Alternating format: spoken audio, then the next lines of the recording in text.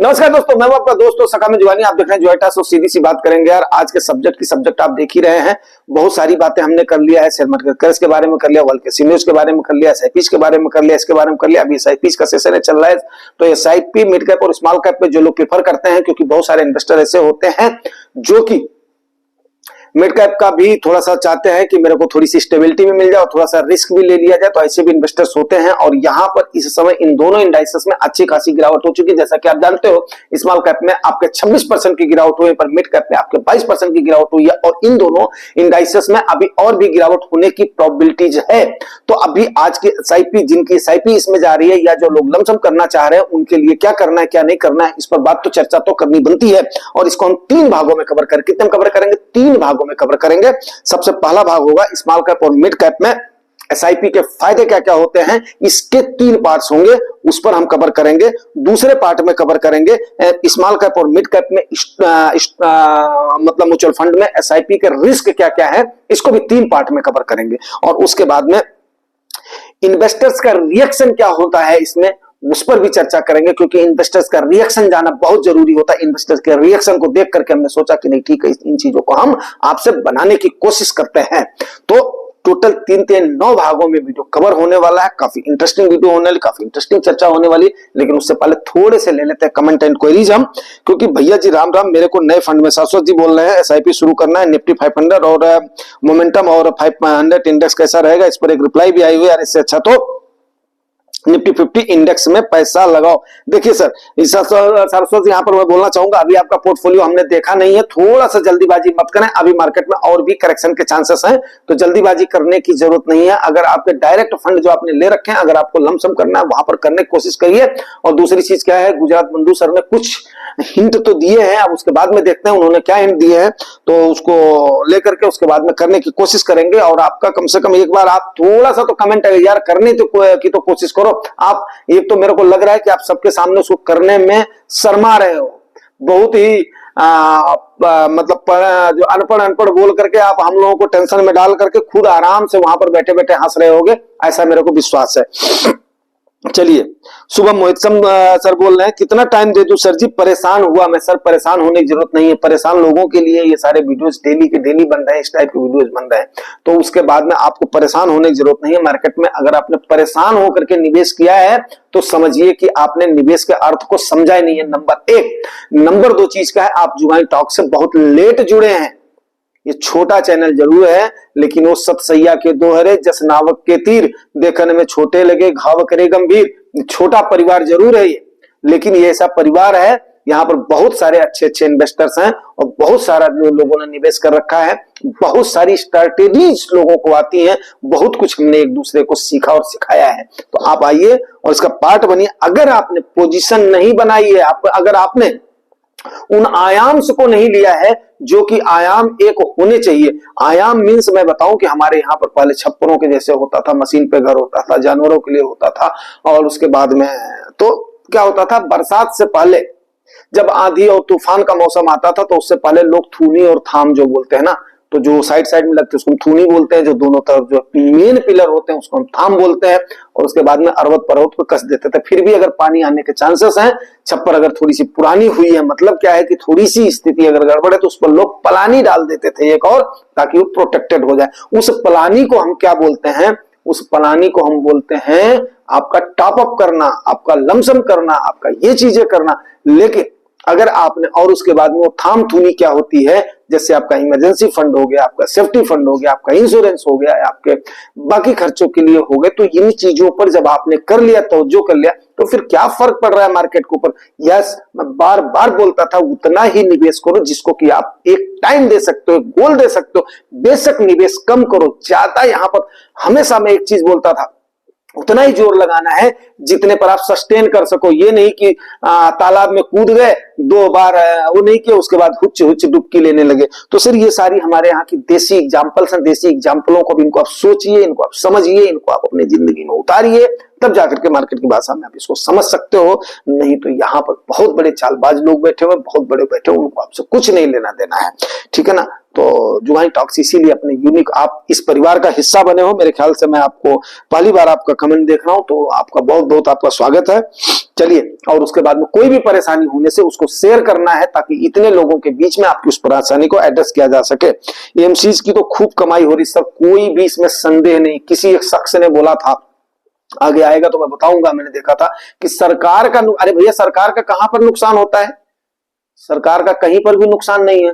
Market का वो आपका नोशनल प्रॉफिट है, जब तक आप उसको सेल और रिडीम नहीं करोगे तब तक तो उसका मतलब ही नहीं है। तो सरकार तो जब उसको आप लाते, इसलिए तो सरकार ने उस पर एसटीटी लगाया हुआ है।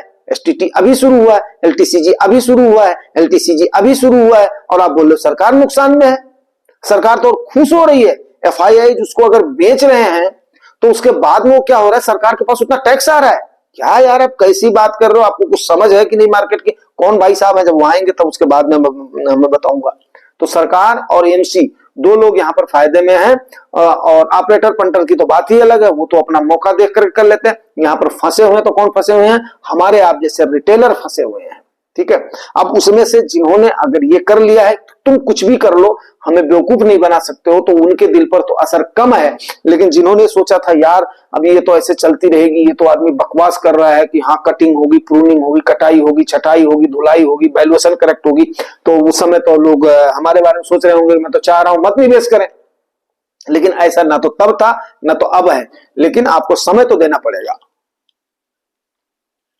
समय देना पड़ेगा, और दूसरा आपको होल्ड करना पड़ेगा। ये दो चीजें हैं। और तीसरा, अगर आपको भरोसा करना पड़ेगा इंडिया के ऊपर। चलिए, गौरव रंधावा सर ने जो लाइक भेजा, गौरव रंधावा सर ने नाइस वीडियो बोला है, गौरव रंधावा सर ने न रहो ने निराश हो कुछ काम करो वाह बोला है। ओके, फिर गौरव रंधावा सर जब एक्टिव होते हैं ना तब धाड़ धाड़ धाड़, बीच में नहीं थे तो देखो बेचारे का है। फिर भी मतलब बहुत सारे लोगों की क्वेरीज कवर हुई। अब जो गौरव रंधावा सर लग रहा है मैदान में आ गए हैं। 3 मार्च निफ्टी 1% डाउन, पसीने छुड़ा देगा मेरे लालचियों के। सर इसमें लालचियों वाली बात नहीं है। लालची वो होता जो कि उस समय चढ़ते समय में करता है। इस समय गिरावट के समय जो सस्टेन कर रहा है, इस समय गिरावट के समय जो साइपी कर रहा है, वो अपने गोल से ओरिएंटेड, वो पेशेंस वाला आदमी है, और इसमें कहीं भी नहीं भागी जाएगी। सर कितनी बार ऐसा हुआ है, आप इतिहास उठा करके देख लो। सर आप तो खुद एक पढ़े लिखे हो। आईसीआईसीआई में 7.25% की एफडी कर दो, रिटर्न ही रिटर्न मिलेंगे। 7.25% से अगर रिटर्न मिलता है सर, तो यहां पर लोग क्यों आते? यही तो बात है। लालच, मैं मानता हूं, यस लालच तो नहीं कह सकता हूं इसको। आदमी महंगाई और उसको कैसे बीट कर पाएगा? इन्फ्लेशन और जो आपका जीडीपी का ग्रोथ है, दोनों को बीट नहीं कर पाएगा। और पहली बात बता दूं यार, मैं वॉकिंग करके सीधे आकर के बैठ गया हूं कि आज मुझे कुछ काम भी है कि फटाफट इसको मैं निपटा दूं। गौरव रंधावा सर ने फिर गुड बोला है। उसके बाद में वरुण ब्लॉक सर क्या बोल रहे हैं? अंकल जी डाइवर्सिफाई का कोई फायदा नहीं, मार्केट अच्छा है, सब सेक्टर में अच्छे, मार्केट खराब को सब सेक्टर खराब। ओके, मतलब बुरे दौर में सारे खराब, अच्छे दौर में सारे अच्छे, ये बोलने का मतलब है वरुण ब्लॉक सर का। तो तेजी में सब अच्छे, इसलिए पी हाई रेशियो से दूर रहा, तेजी में दूर रहे, तेजी में। बात वरुण सर की कुछ हद तक सही है, लेकिन वरुण सर देखो, सबसे पहले अगर रिकवरी आएगी तो किसमें आएगी? लार्ज कैप्स में आएगी। तो जिनको अगर पैसे की शॉर्ट टर्म में दरकार है वो तो लार्ज कैप को लेंगे, और जिनका नजरिया थोड़ा सा लंबा है, अब लंबा मीन्स अभी देखो, और जब गिरावट होगी तो बहुत लोगों के पेशानी पर बल पड़ेगी। अगर यही गिरावट जो 26% की है, अगर 14% की और जाती है, तो आप समझिए कि वो लाल का आंकड़ा तो दिखेगा दिखेगा। कहां लोग प्रॉफिट में दिख रहे थे, कहां लोग जोड़ रहे थे मेरे को इतना परसेंट का रिटर्न मिल गया है, आज वो पूरा का पूरा डाउन तो गया ही गया है, प्लस उसके बाद में फोलियो भी बहुत लोगों का रेड में चला गया है। तो उनकी तकलीफ का अंदाजा करिए सर। उस चीज को मैं महसूस कर सकता हूं, लेकिन अब ये फेनोमेना है, ये मार्केट का एक हिस्सा है, और ये लोगों को बहुत कुछ सीख दे करके जाएगा। ये ऐसा भी नहीं है, बहुत कुछ सीख दे करके जाएगा, और ये समय है, ये समय भी चला जाएगा। अभी वॉकिंग करके फटाफट आया, फटाफट अभी आपके सब्जेक्ट पर चर्चा कर देते हैं। तो बात चल रही है स्मॉल कैप और मिड कैप की। यहां पर एसआईपी के फायदे क्या क्या हैं? तो सबसे पहला फायदा क्या है? देखो भाई, ये मानो चाहे ना मानो, ग्रोथ इसमें प्रोबेबिलिटी सबसे ज्यादा है, मिड कैप में है, उसके सबसे हाईएस्ट स्मॉल कैप में, उसके बाद में मिड कैप में है। तो सीधी सी बात है कि यहाँ पर लॉन्ग टर्म के ग्रोथ के आपके फायदे, ग्रोथ के तो चांसेस बहुत ही ज्यादा है, इसमें कोई भी संदेह नहीं है। दूसरे नंबर पर अगर लार्ज कैप मिड कैप दोनों है तो आप जानते हो कि यहाँ पर डाइवर्सिफिकेशन आपका जबरदस्त है। मिड कैप वो कंपनियां होती हैं जो कि ब्लू चिप कंपनियों की तरफ जाने के लिए अग्रसर हो चुकी होती है, उनका बिजनेस एस्टेब्लिश हो चुका होता है। स्मॉल कैप वो कंपनियां होती हैं जो कि अपने पैर जमा चुका होते हैं, उनका प्रोडक्शन शुरू हो गया होता है, उनकी सप्लाई स्टार्ट हो गई होती, लेकिन दोनों में अंतर यह है उनका सब कुछ शुरू हो गया होता और ये संघर्ष कर रही होती है, तो इनके चांसेस तो बढ़ने के बहुत ज्यादा होते हैं। जैसे मैं आपको एक बात बताऊं, हमारे यहाँ कहावत है, साल भर का कुत्ता 12 साल का पुत्ता, भया तो भया, गया तो गया। वही हाल है कि आप साल भर के बाद में, साल भर तक कुत्ते की बढ़िया ग्रोथ दिखेगी, उसके बाद में रुकती हुई होगी। लेकिन मिड कैप और स्मॉल कैप की क्या होती है, उसी प्रकार से लार्ज कैप का क्या होता है, ग्रोथ थोड़ी सी थम सी जाती है, बट इसकी ग्रोथ थमती नहीं है। लेकिन जब आंकड़े आते हैं तो फिर उसके बाद में नुकसान में आपको बताएंगे क्या है। अगला 3 में कंपाउंडिंग भी खूब मिलती है, इसमें भी कोई संदेह नहीं। क्यों? क्योंकि यार क्या होता है कि औरों के लिहाज से इसकी थोड़ी सी कीमत वगैरह कम होती है, खरीदार हो जाते हैं, फिर हो जाते हैं, इसकी वैल्यू जब बढ़ती है तो उसके बाद में इसमें कंपाउंडिंग जबरदस्त लगती है। आप जानते हो कि ये एक एसेट होता है। एसेट जैसे मैंने सोने का बताया था, 10 ग्राम, 11 ग्राम, 12 ग्राम, 13 ग्राम, 14 ग्राम, वैसे इसकी ये quantity, 2 quantity, 3 quantity, 4 quantity, 10, 20, 30, 50, 100, 1000 quantity जब होती है तो उस पर जो है कंपाउंडिंग होती है। इसका मतलब ये नहीं सस्ता स्टॉक आप ले लो, मेरे कहने मतलब वो नहीं है। लेकिन लार्ज कैप के शेयर्स के बनस्पति, इसके शेयर्स थोड़े से चीप तो होते ही है। अब वैल्यूएशन के लिहाज से नहीं चीप है तो नहीं कह सकता हूं, लेकिन क्या है, इसमें कंपाउंडिंग के चांसेस खूब होते हैं। अब ये हो गए 3 भाग हमने कवर कर दिया। पहला भाग लॉन्ग टर्म का ग्रोथ, दूसरा डाइवर्सिफिकेशन, तीसरा कंपाउंडिंग भी खूब मिलती है। दूसरे भाग में हम कवर कर रहे हैं स्मॉल कैप और मिड कैप के फंड्स में एसआईपी के रिस्क क्या क्या है। तो सबसे पहला रिस्क वोलाटिलिटी, हाई वोलाटाइल होता है। जैसे कि आप देख रहे हो 22% मिड कैप आपका गिरा हुआ, वहीं पर 26% आपका स्मॉल कैप गिरा हुआ है। अब अपवाद है कि 28% आपका पीएसयू गया हुआ है इस बार। क्यों? पीएसयू से लोगों ने खूब प्रॉफिट काटा है, सरकार ने भी काटा है, लोगों ने भी काटा है, लोगों का पैसा है तो पीएसयू तो कर रही है, खूब कवर कर रही है, खूब लोग खून के आंसू रो रहे हैं। क्यों? पीएसयू में वही लोग गए थे जो कि थोड़ा सा वेल एस्टेब्लिश थे, बोला हम तो सरकारी कंपनी में लगा रहे हैं।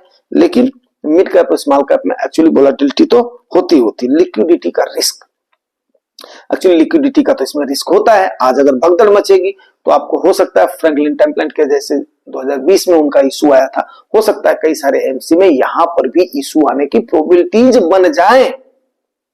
बात मेरी समझ रहे हैं आप? तीसरा,